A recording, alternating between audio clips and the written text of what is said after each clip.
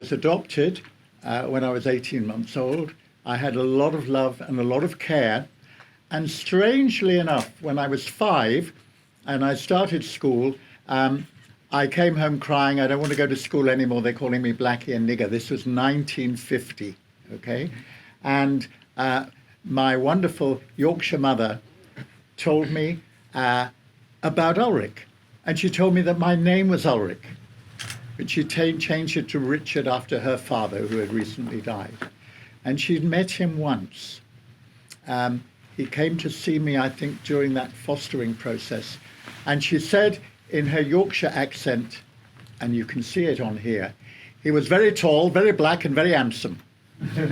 And many years later, when I was 40, and doing a lot of work on multiculturalism in the UK, I'm involved in education and the arts, by an amazing quirk of circumstance, I met him.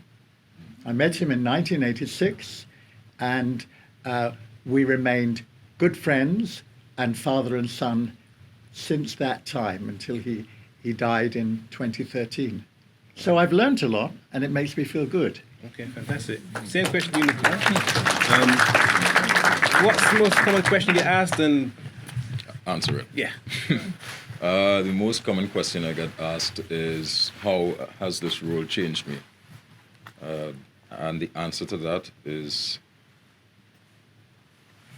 it's just been a total metamorphosis, I think. You know, as an actor, I don't know if we have any actors in the audience, but I mean, if you've ever acted seriously, you would know it kind of strips you a bit to get into somebody else's brain and walk in it, especially, which is what we did with this. This was a 3-month stint, 1.5 months here, 1.5 months in Ghana in 2014, being taken out of my comfort zone in Trinidad and just taken on a trip, not knowing where it was going to land up. I mean, he says it in the film too, I didn't know where I was going to land. I felt a lot of that. So for me, it was a bit soul destructing and then soul rebuilding. Okay. So I've got a couple of questions, then we'll come to the audience. One question. Could you all speak up, please? We can't hear very well up the back. Sorry. One question would be, in the film, there's a character called Pony. What can you tell us about that character and anything you want to say about him? Pony was, are you hearing me? Yeah. Okay, sweet. There's no mics here, sorry. No. Pony was a fabricated character. He's a fictional character created by Francis Sand, but we created him out of combining a bunch of people that actually did exist. What she had found out from her mother is that the CIA and MI6 and secret services in general were everywhere in the movement through and through. They were your friends, neighbors, people who you would have tea with regularly, and occasionally one of them or a group of them would just disappear, and when you eventually get the story a year after, it's because they were working for the CIA. So Pony really was an attempt to combine those people as well as to simultaneously create an anti-Ulric. The intention was to create an antagonist who would have been Ulric had he made a bunch of different choices, had he decided to work for the other side. Okay, cool. Richard, just quickly, what was the most surprising thing for you that you found out or learned when watching or being involved in the creation of this particular film? I think it was the fact that I live in South Africa at the moment and always wanted to go to Africa from the age of 9. And I didn't realize that he was so pivotal in the Pan-African movement. I knew he was in Africa or had been to Africa, but I knew, and as a constitutional lawyer or involved in constitutional law, but I knew nothing more. Okay. Ulric was a great raconteur, but he didn't actually give a lot of information out. All right. So we're going to the audience now. So if you got a question, put your hand up, and please make sure it's a question, not a long rambling statement. So over to the audience, if you got a question, put your hand up. Is that someone at the back there? Oh, no question? Oh, there you go. That guy there. That person there. Sorry, I can't see it properly. Hi. Following on from what Richard said, you just said that you didn't really know much about your father. I wanted to ask you actually whether or not you knew much about Ulric Cross and whether or not he was very pivotal, like you said, in the Pan-African movement. Yes. I knew nothing about Ulric before taking up this role. I never met Ulric. I wish I did. Everyone that knew him, some of whom I see in the audience tonight, everyone that knew him told me that Ulric was the best guy you would ever meet. I knew nothing about the things he did. I'd only heard his name mentioned a couple times during the course of my life. So yeah, it was a total discovery for me as well. So Richard, just quickly, did you hear about any other men of your father's age who had done something similar? Because of course he wasn't by himself in the old RAF situation. So were there other people like him that you maybe heard about as you grown up? You mean in the particularly in the war or In the generally? RAF in particular, Trinidadians, people. Actually, the most important character that made a big impact on me when I started school, as I said, and I came back crying, I don't want to go to school anymore, they're calling me Blackie or nigger. My mother bought me a book called The Boys' Book of Heroes. And although Ulric wasn't in there, there was a Trinidadian athlete called MacDonald Bailey. And I was 5 years old. She said, look at that man, look at the color of his skin. It's the same color as your father and as your skin. And he was a great hero, and your father was a great hero. Okay. And the key thing she said, this Yorkshire woman in 1950, was it doesn't matter what color your skin is, it's what you're like underneath. Cool. So back to the audience. So got a hand over there, that man in the corner. Yeah, for the actor, yeah.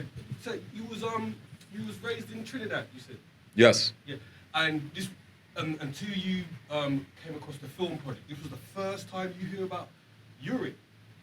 Like I said, I'd only heard his name mentioned a couple times, but it was not in reference to anything, or it might have been, but I was too young to really know or register.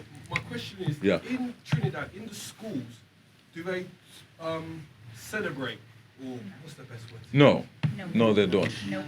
They don't.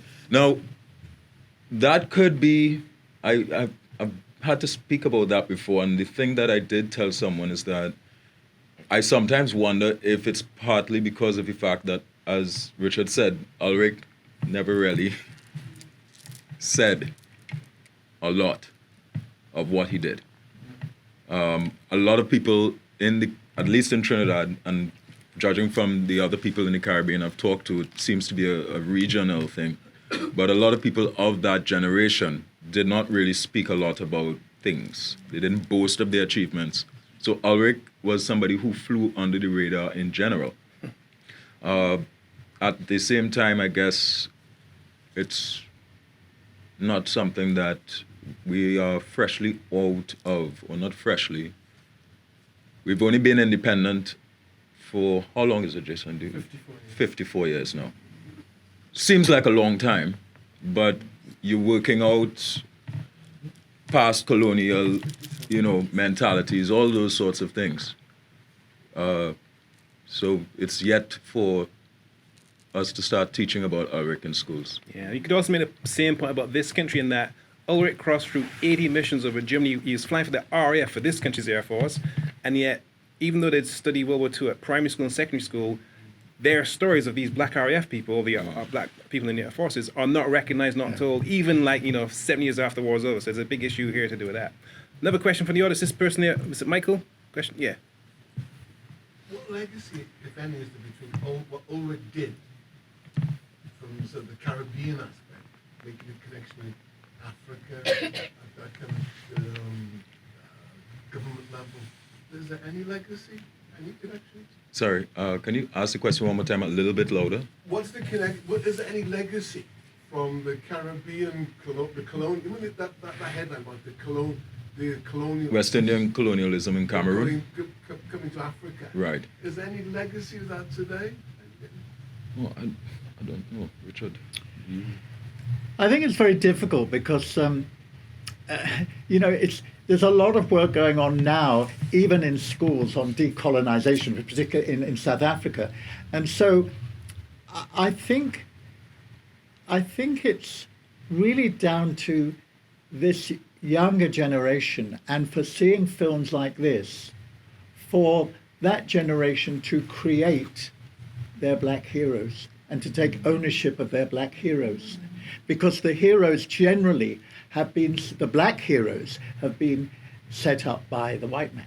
Mandela, Martin Luther King, you could probably count on one hand if you were asked to name black heroes. And of course we know there are many, many, many, and even now doing work in their own countries. So I think legacy, perhaps legacy is a kind of continuing process that is implicit in the work that needs to be put out there.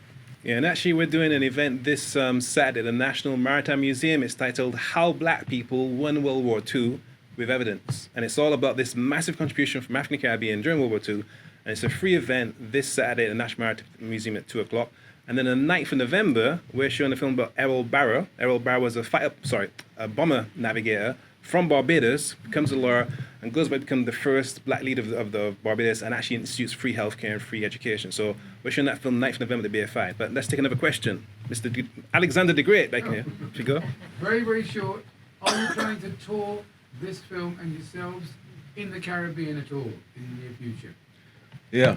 When? At some point, I'm 3 not months, that 6 guy. months? Please advertise the fact widely, because I have so many relatives there who I need to inform to see this film. They will be astounded. It's absolutely brilliant, and everybody, I'm sure everybody who's got big families, needs to know this. So when you're touring it, find ways of letting us know, please. I think alert them, because I think, as Jason said, April, May, I read as dates when it was coming on, but almost certainly it will. Thank you. It had it opened in Trinidad in September and just had 3 screenings at that stage, because it was work in progress. That lady with the glasses there. Hi. Congratulations on a brilliant film. I know a little bit about putting film together. How long has it taken? Francis Ann took 8 years. Uh-huh. It's a story. She took 8 years. This film was begun in 2011. She was mandated by a family friend, Desmond Allam, who, as he was dying, asked her mother to make a film on the life of Ulric Cross. And Francis Ann, as the family filmmaker, was therefore enlisted in this mission. She began doing a lot of research into Ulric's life. I know that she was not too enthused about it at first, because she didn't really know much about Ulric. And all everybody knew about Ulric was the fact that he was a war hero. And for her, she did not want to tell another story about black people fighting European wars. Trying to prove that they're just as good and they can fight too. But then she started researching and found out about this business he was doing in Africa. She didn't know how deep it was, but we left and came to the UK and started filming, and while on the road did more research and filmed for a 3-month period. The film was done, started going through post-production, and then new information came up about Ulric, which took it on a whole nother level. So it took 8 years of constant research and digging and finding out things, talking to people that he knew and talking to people that he worked with, both in Ghana and here in the UK. And yeah, serious investment of time and energy and space. White shirt, white sweater right here. So major congrats. This is incredible. For you, I find that in the Caribbean, we sometimes don't tell our stories or the stories of heroes. How important was it for you to be a part of this, to tell the story, one, and two, if you could talk a little bit about what the shooting days were like, and obviously how it was interacting with the cast. Sorry, the first part of your question was? How important it was to you. Right. As a storyteller. Yeah, it was very important. I felt, I guess, like Richard has, I felt a sense of pride to be portraying somebody as great. I would say great, as great as Ulric was. We don't see stories like this, so therefore for me, even seeing a story of this nature and being able to be a part of it as an actor, as an artist creating work, those things change your life, and you hop on those planes and go to the country and get sick and relish every bit of it. The second part of what you asked is what? Shooting days. Shooting days. Casting. Brutal. It's an independent film. Yep. This is not backed by some massive studio. Therefore, we are all both soldiers and whatever our proper job is. I was an actor, and at times I had to be a psychologist, and friend, and it was brutal. Yeah. Wake at 5 a.m. and go until midnight, and Wow. and as the lead actor, you're carrying it all on your shoulders. So even though the other actors come in and some might fly in and do 3 days, you're doing everything, every day. You get up and you just deal with it and talking to Francis all the time. There were moments when you felt like you're cracking because, you're not resting and you're not really, But I enjoyed it all. And I have to say that Nickolai is the lead actor, the star of the movie, and he was here an hour before the film began, sent at the poster that you saw as he came in. That was like he was doing that's extra work, right? The guy in the white T-shirt, this guy here. Hi, Nickolai, I haven't been able to see you since I've seen the film. Congratulations. Yeah, thanks a lot, cheers. Huge congratulations. And knowing Uncle Ulric since I was a small boy, I know he'll be incredibly proud of what you've done. My question to the two of you is about a subplot that's been going throughout the movie about how we as black people interact with each other and how we actively work against each other. As somebody who works very powerfully for queer liberation in the Commonwealth, and as a person of color myself, last week we had the Ugandan government announce that they were going to institute the Kill the Gays bill again. How do you think this film fits into that narrative moving forward for all black people in the diaspora and in our home countries of Africa and the Caribbean?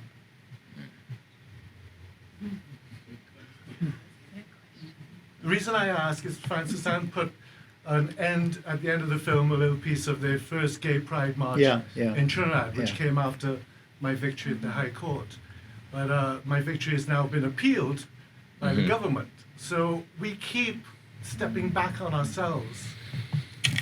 I think, I actually think, I think Ulric found that, so many steps forward, then knocked back. So many steps forward and then knocked back.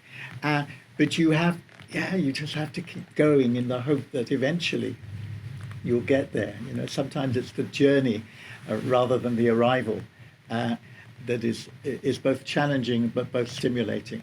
And I think that is, that sadly is how society is at the moment. We have to remain optimistic when we see all the things that are going on. I see them in South Africa, and then I come to my motherland and see them here on the doorstep. I think it's the same challenges. All right.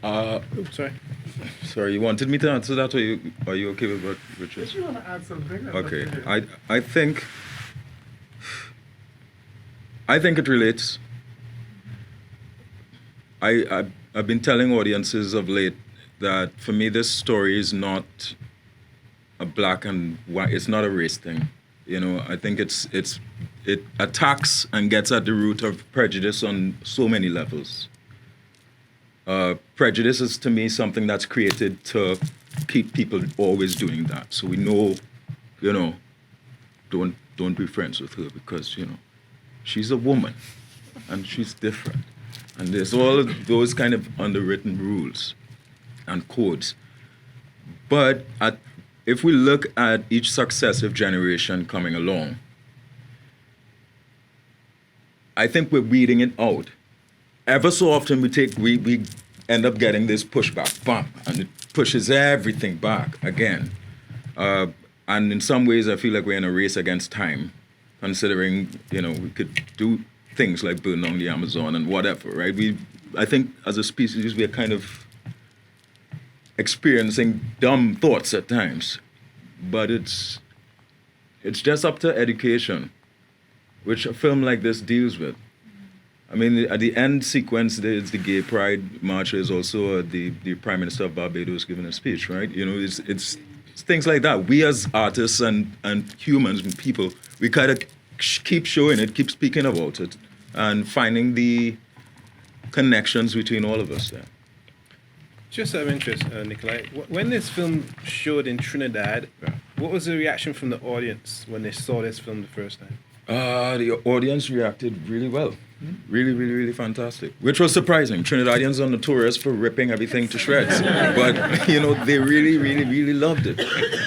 I think they felt proud as well, you know, because Ulric was such a huge individual, a huge personality in Trinidad. And one of them, he was theirs. Yeah, he was a son of the soil. Mm-hmm. So I think for them, they felt as though this is something really about us, and to see that we were participating in global shifts and events. Yeah. You know. Was there any kind of interest or commitment from the government or institutions to actually have that story part of the curriculum or the Trinidadian folklore? I've no idea. Yeah, because I don't know if they're considering it now. Yeah. Which I think they should. I think at this point, you know, with Ulric being in such high profile, he's always been, according to Francis, and somebody that, you know, because he did his own thing and would never really toe the political line, he was known as somebody that was very fair. Therefore, I think those things would run you afoul of a few politicians. True. Yeah. So, but at the same time, I hope that the government would look at teaching about him in schools. Okay. Oh, this lady here, right here. Yes. I was just wondering, Nickolai, what it was like as an actor, as a Trinidadian actor, interacting in Ghana with a Ghanaian cast. I loved it. I loved it. Sorry for those in the back. I loved it because Ghana is felt like a very alien space to be. And in a lot of ways, it felt like the other extreme from Trinidad, you know. Leaving Trinidad and coming to the UK where things felt like, wow, this is so much, you know, and first world, and this is what we're being taught in Trinidad Theatre Workshop and proper theatre and all these sorts of things. And then you go to Ghana and it's like, oh, this is just a totally different style. Yeah. You know, I guess it felt like African Bollywood, you know. The same way you would look at a Bollywood film and feel like this is just a totally different style and understanding of what theatre is, you know. And the Ghanaian actors, they were like really warm and welcoming, you know. I guess they looked at us a bit strange at first, you know, us being a bunch of Westerners come over from wherever we come from. But they really opened up and let us into the society. Ghana on the whole. Big up to Ghana, any cameras out there. Big up to Ghana. Yeah. Stay here. Just a point of information, if it's all right, because it was a very poignant moment when Ihijo sold out in Cameroon and Ulric left. And I just wanted to point out that, because I have family there, that since October 2016, that's 3 years ago now, the lawyers all went on strike because they have never had equal pay or equal access, or they've been always ruled over by the Francophone. And since that time, the Francophone government, and these are but two post-colonial countries, Francophone military have destroyed over 100 villages. They kill, they rape, they plunder. There are 500,000 refugees in Nigeria, and most of the Anglophone Cameroon have left their villages and are either in Francophone countries or living in the forest. And I just want to mention that because I've written to the Foreign Office, the Commonwealth Office. They don't want to know. Now, this is a whole colonial situation which he confronted, and that moment was very important. Yes. That he actually went there and tried to work with Ahijo, who actually sold out, and now the lawyers are actually, and half of them are in prison and so on. But obviously it's a question, and I think it came out in the film, that these countries have to work together as post-colonial countries, not as one bit of post-colonialism against another. And I just want to set for people here, because there are Cameroonians in this country and nobody knows what's going on back home, basically. Yeah. But thank you for the film. It was very, very, very emotional and poignant. Thank you. Okay, I've just got a couple of questions left. Let me ask you a quick one. Nickolai, I mean, have you got any approaches from other organizations or studios or places to actually do work for them as an actor because of this? Yeah. Yeah. I mean, I've done quite a few films at this point. I got back from Ghana in 2014. Mm-hmm. And yeah, as soon as I touched down in Trinidad, I was like audition, and since then it's been a string of films, and theater as well. Mm-hmm. But all right, cool. This guy. It's more a comment, I'm afraid. I saw the film as a nice love story in one part, and another way, a young couple just making their life.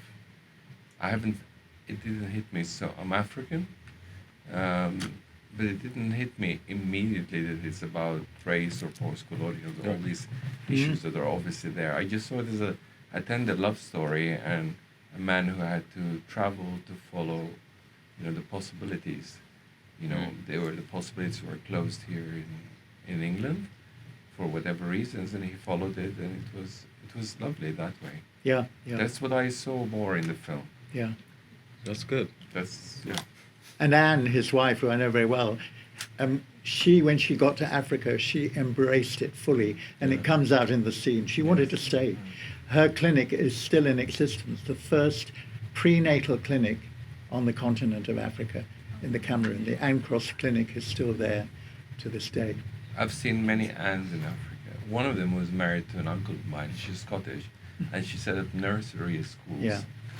And it's actually, there's several nursery schools in Sudan because of that. All right, we've got time for one more question, and then we're going to be leaving the cinema to go downstairs because we have to kind of clear the area for the next film to come on. We have a table downstairs, have some flyers down, and our guests will be down there talking for a little while, so you can leave the cinema and go downstairs. And I can see this question here from this lady. Just question there. I wasn't going to ask, but I have to. The integration between the editing of the very personal, moving scenes between daughter and father, the historical footage and the current filming. The editing was amazing. Yes. I'm sure Francis Sam would love to hear that. Yeah. I'm going to tell her that.